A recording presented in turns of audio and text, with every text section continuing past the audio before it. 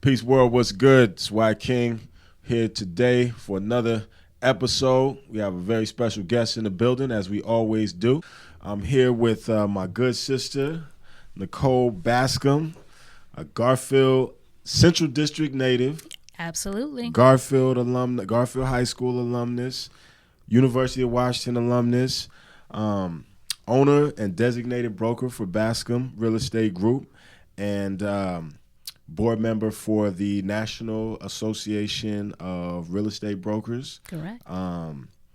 Welcome, Nicole. Thank you. Thank you for having me today. I appreciate it. It's good to have you because we're going to be talking about, probably the most important issue, in relationship to our community, which is, having the space to have a community. Right. And we know real estate is a significant part of that. It absolutely is. So we appreciate you coming in to share some of your insights, knowledge, wisdom, and experience that you've gathered over the years. I appreciate your time and giving me the opportunity to speak about this. Is very much a passion of mine, and it's very important for our community. So thank you for the time. Yes, it is. So before we get into, those details, we were able to introduce a little bit about you, but maybe share a little bit about your journey to this point.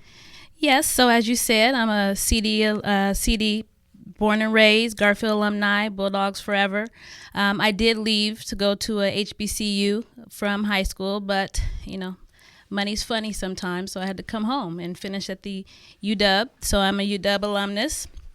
Also got my graduate degree here in Seattle, but Seattle's been home. And Seattle, the Puget Sound area, because many of us don't live in Seattle anymore. Greater Seattle. Greater Seattle, now, yes, right? Greater Seattle. Yeah. So, it's really been, it's been a journey for me in that this is fairly new space for me. I was a mother early. I had my oldest daughter in college, and so I was very much focused in my 20s and 30s of being a good mom to my kids. I have 3 girls now, being focused on what they were doing. I wasn't as participatory in the community as much. I just felt like I didn't have the bandwidth. But now I've gotten to a space where I am most certainly enjoying being a part of the community, doing this work, taking on the mantle my dad started in real estate. He was a real estate broker in the central Seattle area for 45 years until his passing in 2017. So it's been an honor and a privilege to just take over his business and be able to do this work to really support our community, because homeownership is so important, and really the reason why we're here speaking, and my affiliation with some of the organizations that I've been working with, Africatown, and I'm really excited about it. So, it's been an amazing journey. It's been, ups and downs, as many journeys have, but it's been wonderful. I would never change it. So were you in the game around the big crash? I was a mortgage underwriter. So I got hit hard. I was laid off 5 times in 2 years during the recession. So I've been in lending for 25 years, banking and lending for 25 years. I got into the real estate piece about 6 years ago. I got my license, but I've been in the business for a long time, since high school. And so that was a huge eye-opener where, I had to start making some transitions around being employed and having a job and what that means. And, some people think you have a paycheck, there's some stability there, but the reality is, if your number's up, your number can be up. So how do I create a different opportunity for me and my family? And that's really how I got into getting into the game with my dad, with real estate. And I already knew a lot of things people don't know being an underwriter, so it was just a natural transition. Definitely. I know that gives you some, additional insights and seeing things from multiple sides of Absolutely. The table. So, with that said, growing up in the city, it's a very different community from when your father started, Yes. all those decades ago, right? And then being a real estate professional, what are your thoughts on, the change and how has it, impacted you? It was a change that seemed to happen so quickly. I bought my first house when I was 24, moved to Kent with all purposes of coming back to the Central District once my income was able to support that. And that never materialized, just given the massive change in real estate in the Central District. I went from my entire family being in the CD to I have no family members in the CD. And so that affected our family, moving out. My dad, for sure, his business strategy had to change at the time because he was really very focused on the Central District in South Seattle, because Black folks were his predominant space that he worked in. So the CD changing was a huge factor in how I had to restructure my business, and he had to restructure his at the end because we are just not in the Central District anymore. So how do we leverage that change, and what does that look like? And so I have really focused on, okay, for some of my clients who are moving out of the CD, how do we make this work for you? Get top dollar. Most of them are retirees, so this is their retirement income, and making sure that they're comfortable and moving where they need to be, where they also are homeowners, but also still have some assets to work with. Yeah. So with that, you said you were part of that migration south. And one of the things that I hear from a lot of people that have moved is that, it's not like the community and that whole sense of community has relocated, right? Correct. And we're kind of more spread out. So what is it like out there in a sense? You know what I mean? Like, I know a lot of our community has expanded. I call it the CD diaspora now, Right. But what is the sense of community, or how does it kind of compare to what you grew up with? I can't say that there's a sense of community. There is, you're a homeowner, and I have neighbors. It's not necessarily a neighborly experience like when I grew up.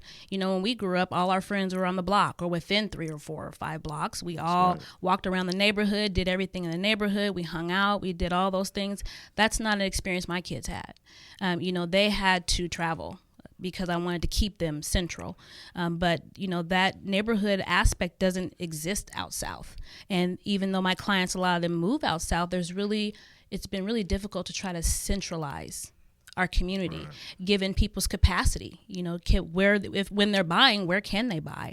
Where are the opportunities? And that's not always centrally located. So, trying to work on a plan around that has been very much my biggest challenge. Right. So, and what we've seen is that still a lot of people, even though they live, I guess is it maybe what they call bedroom communities. They live there, but they're suburbs. Still coming back to Right. the Central District for sports and different social aspects. Has that been your experience, or like whether church or Absolutely. things of that nature? I go to church still in the Central District, Mount Calvary Christian Center. My children all played sports, went to school in the CD, because that sense of community still, for me, the knowing, the knowing how to navigate as a parent, navigating the school district is difficult.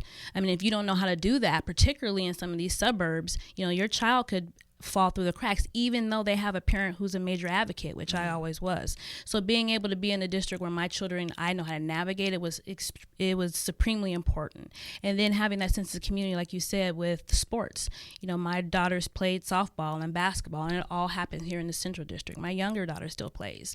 And so we still don't have, and a lot of people have moved out south, and because they live there, that's what makes sense. But for those of us who still have that capacity, I think we still choose to do those things here in the Central District, because it's important that we still have that legacy that we've had in the CD. Right. Yeah, and we want to definitely talk more about that, and I think it dovetails a lot with the work that we're doing.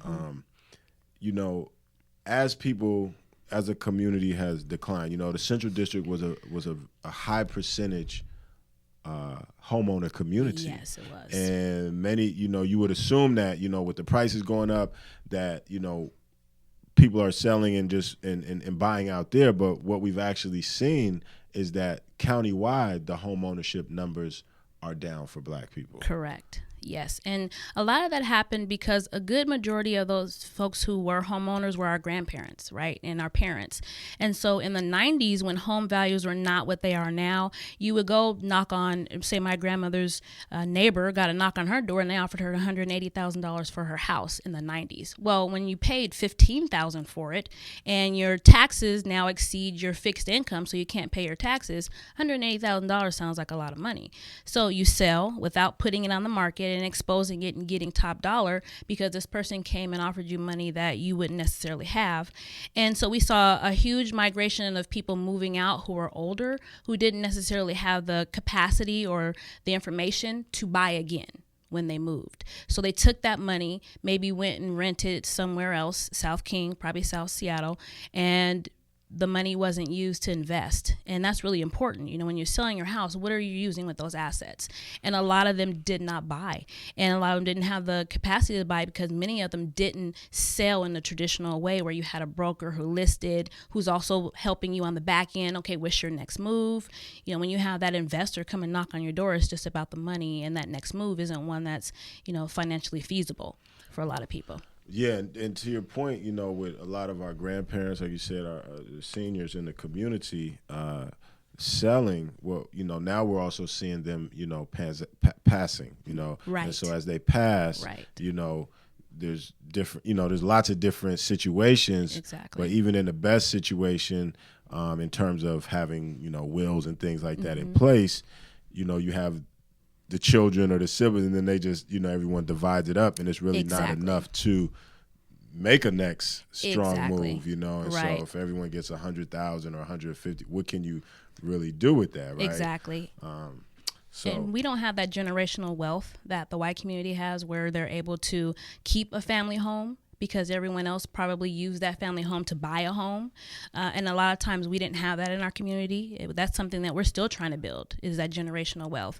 And so we don't have the capacity when that scenario happens and a family member dies, the house gets sold because no one has the capacity to keep it up or cash out the other family members. And so that money is used for other things to help support, you know, each individual family. So right. So is there any, these are some of the things that we've been wrestling with, you know, in terms of striving to come up with solutions, because it's like a number of different things, right? So, you know, with Africatown, you know, the affordable rental housing is the first space that, you know, we were able to really participate in, you know, with the Liberty Bank building and now working on the Africatown Plaza building.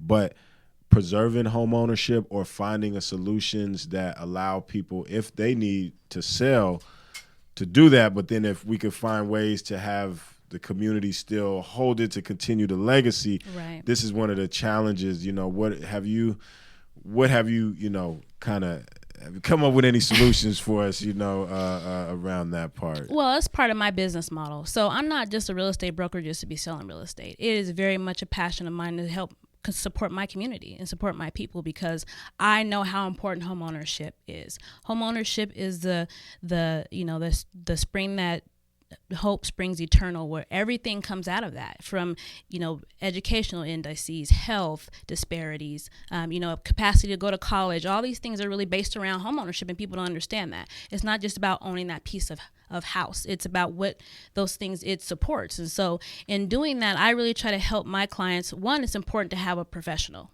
someone who you can trust, someone you know knows what they're doing, because they can help you build a plan around that. Okay, can we, you know, leverage some people in the community? We've had this discussion with Africatown where, you know, perhaps someone can buy the property and use it to continue that in the community. Or if that person sells, what are they using those funds for moving forward? And then aging in place. Now that's an opportunity that there are a lot of nonprofits that are helping the seniors age in place, where, so you have the home, but you can't afford to make any repairs or upgrades because that requires you to refinance the house and take out equity, but then that comes along with another mortgage payment that you can't afford. So it's so many different pieces that goes with that, and I think coming up with those solutions is really important for me, and working on that, and it requires partnership. You know, no one person, no one organization, no one company is going to be able to do it. It's going to be a community effort. Absolutely. Can you speak a little bit more about some of those organizations that are helping to facilitate aging in place and what that looks like? Right. Like, so there's a nonprofit called Rebuild Together Seattle, where they have a program where they do funding to help seniors do repairs in their homes, and they know it's a grant to these seniors. So if someone needs to have their, you know, a ramp put up, they put that up, or one of those seats that you can get up the stairs, because stairs are becoming a challenge. Remodeling bathrooms, because the bathtub was an old clawfoot tub in these older seedy homes, and the seniors can't even get in the tub anymore. converting it to a shower, a walk-in with railings and things of that nature. So there are some organizations doing good work out here to help seniors age in place, particularly in the Central District and the South End. That is a great resource. Thank you for that.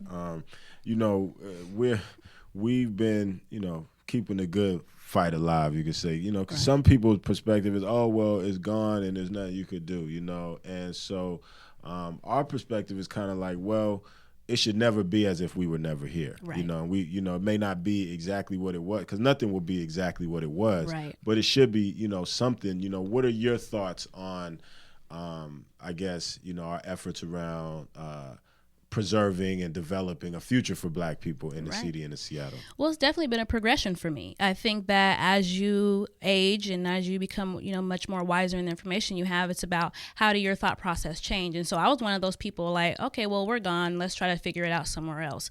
But being exposed to some of the conversation that you and I have had and some of the information you've shared is, and you were really expressive about making it akin to the international district, and that, the Asian community has the ID, but everyone doesn't live there, but they have that communal space. They have that space where they know that their people are there. And that really changed the dynamic for me with the Central District. Okay, I can see that vision now. I can see where, okay, we all don't always all live there and may not come back, but we have that cultural center where we have businesses and we have services and we have, some homes still, but it's still a hub.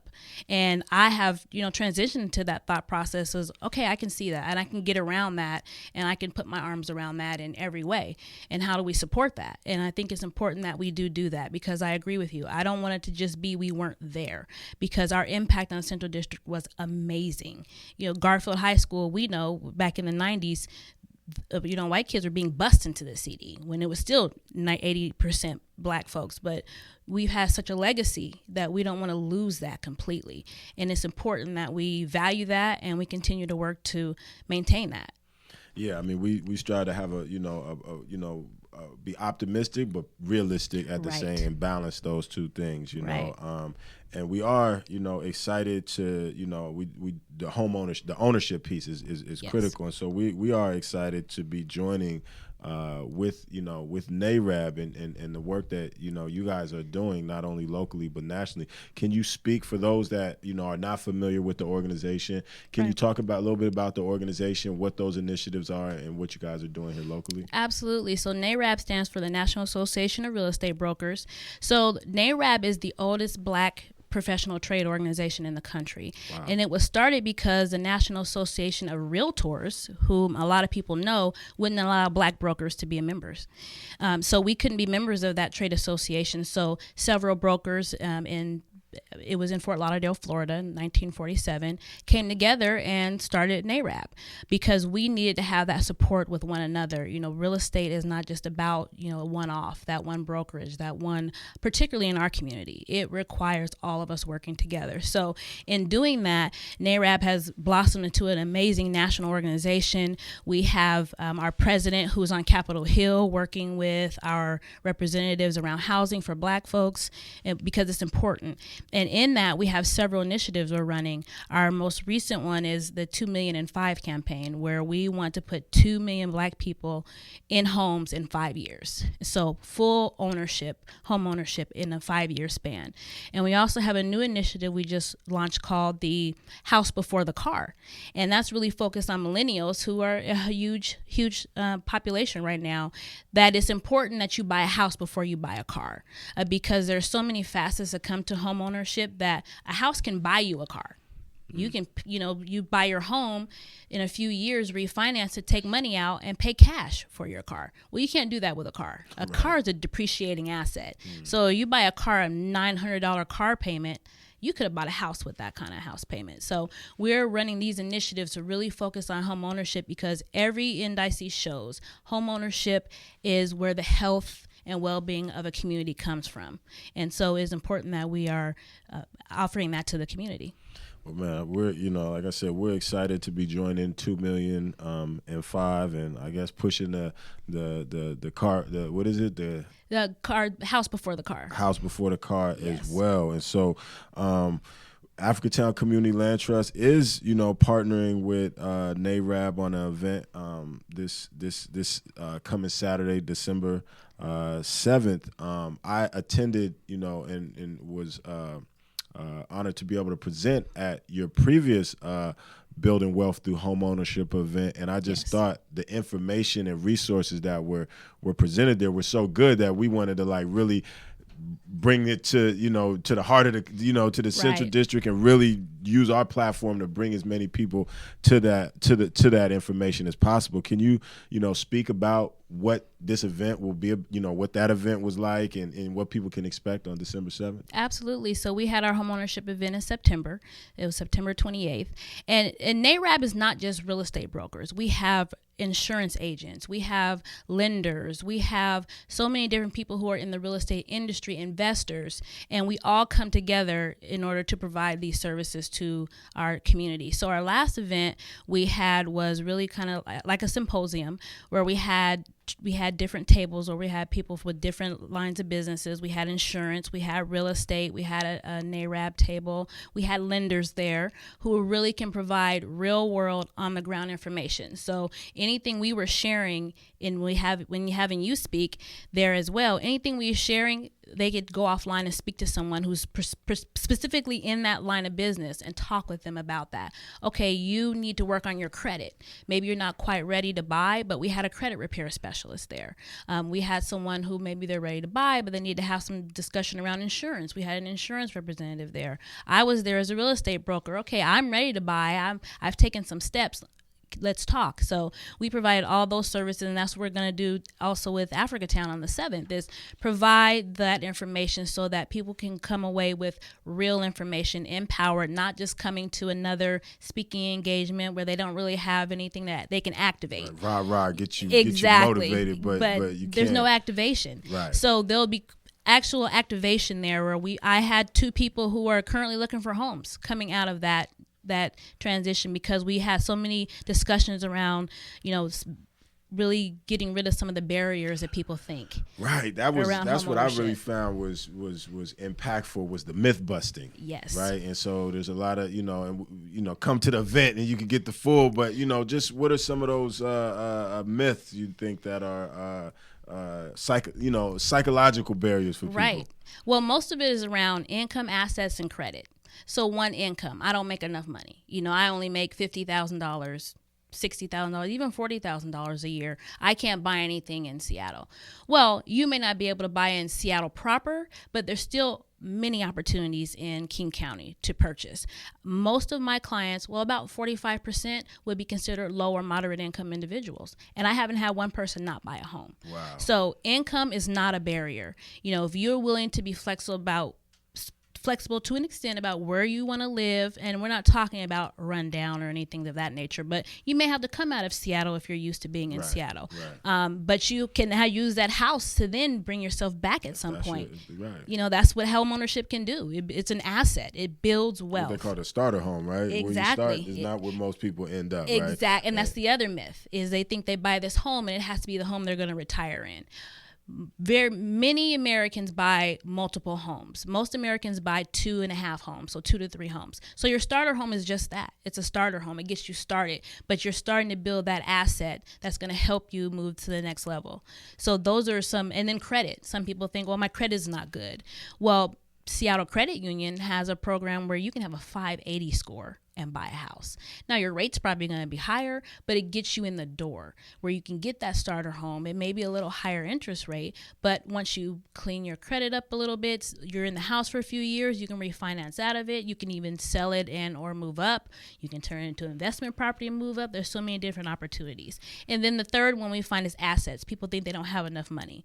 There is millions of dollars in grant money and down payment assistance in King County and in the state of Washington that people are not tapping into. And some of those people will be present on Saturday to really get people connected with that right on site. That's Absolutely. great. I mean, that was one of the things is right now the narrative is really if you don't work at Amazon or in the tech industry, then you can't, Right. you're just stuck in, in renting. So it's good that people will be able to, find those real resources. And so definitely come out on December 7th to our home ownership event.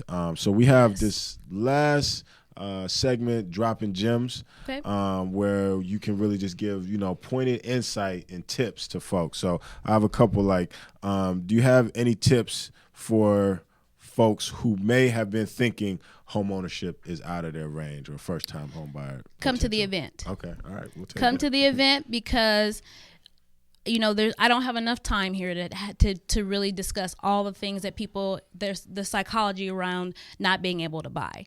That's the perfect avenue to do that, is come to the event, and anything that you want to talk about, we can take it offline. We have people who do one-on-ones, because a lot of people don't like to talk about their financial business in front of an entire crowd, but we have that opportunity to share that, and it's always in confidence. So come to the event, ask the question, we will have the answers for you.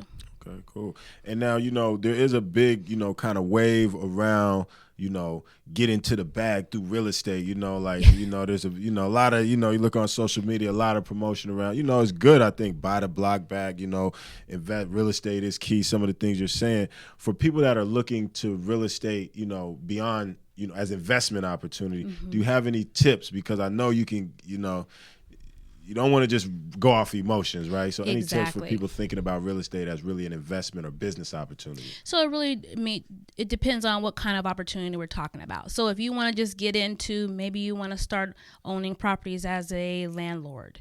So you buy a condo, you live there. You buy your first condo, you live there, you decide to upgrade in 3 or 4 years, and you find a duplex. So you keep the condo, turn that into investment property, buy a duplex, move into one of the units and rent the other out. Now you have 2 streams of income coming in. You still have your job, you still have income coming in, but that gets you started in the investment vehicle.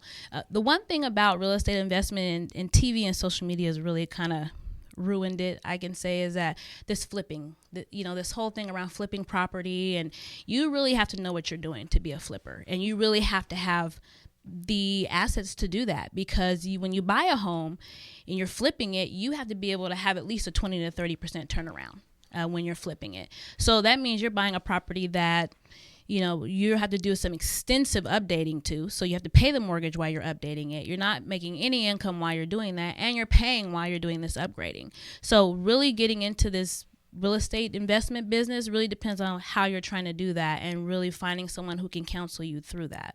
And it's a challenge.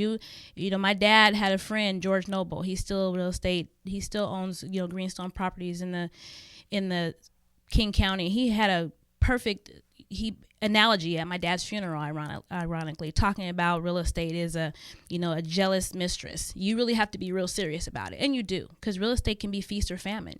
And so if you don't have a plan around what you're doing and know what you're doing, it can be challenging, but it can be done. Well, thank you for those insights, and we'd love to, have people come to the event, get in more, and even have you come back and talk more about, real estate in the future. Any good podcasts, blogs, books, or anything like that you help keep you on your toes? I'm probably an anomaly. People who sit in this seat, that I don't social media in any way, shape, or form. I do have some social media vehicles, but it's strictly for real estate, and I don't do a lot of social media. But I do try to follow, what's going on with, Roland Martin. I really like watching Roland Martin's information. He shares things that are happening in Black America. I'm reading a lot of information about the Root, the 1619 Project. I read a lot of things that are kind of think pieces and really focused on that. And so I don't really have blogs or YouTube channels per se, but I, get my information from different pieces. Any books you would recommend that have, really profoundly affected the way you move in this world? I had read a great piece. It's called Call to Create. So, my faith very much guides who I am. It says who I am and how I move in this world. And so part of that is, being an entrepreneur and being a business owner, because I also still have a day job. But entrepreneurship is important, and having those different vehicles is important. And then doing it for me in a Christian setting, because a lot of times as a Christian, business ownership is not looked upon as something that Christians do. But Called to Create was an amazing book to show how God is the original creator of things, and he's the original entrepreneur, and that he put us here to work and be busy and to do, bring prosperity to the world through our Christianity. So Called to Create was an amazing book for me as an entrepreneur. And then Late Bloomer, as I told you, I started really this work later on in my life. In my late 30s, 40s, I've been really getting involved in community. And so Late Bloomers is a book about, that we have this thought in America that you have to start in your 20s. Right. And if you haven't started then, you're done. And so, it has great stories on different people from across walks of life who were in their 40s and 50s and started billion-dollar businesses. So that one I'm actually working on reading as we speak. And so it's been eye-opening. Great. Those are, great jewels for the folks out there, great gems. And so we are at our time for today. Well, thank you. Thank you again for coming in. And y'all know it's been very rich, but the time's up. So as we always do about this time, we want to encourage you once again to tap in, don't tap out. Peace.